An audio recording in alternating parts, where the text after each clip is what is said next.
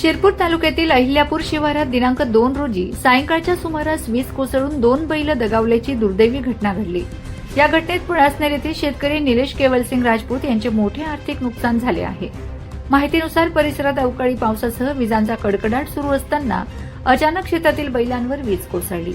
या घटनेत दोन्ही बैलांचा जागीच मृत्यू झाला। घटनेची माहिती मिळताच ग्रामस्थांनी घटनास्थळी धाव घेत मदत कार्य सुरू केले।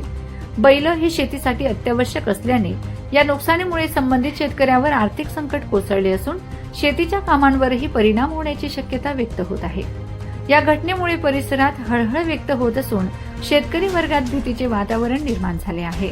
दरम्यान घटनेची माहिती संबंधित प्रशासनाला देण्यात आली असून तलाठी जयेश राजपूत, पशुवैद्यकीय अधिकारी ओम पवार, पोलीस पाटील शशिकांत साळवे तसेच पोलीस विभागातील ASI वळवी यांनी घटनास्थळी भेट देत पंचनामा केला। नैसर्गिक आपत्तीमुळे झालेल्या या नुकसानीची दखल घेऊन शासनाने संबंधित शेतकऱ्याला तातडीने आर्थिक मदत व नुकसान भरपाई द्यावी अशी मागणी ग्रामस्थांकडून करण्यात येत आहे।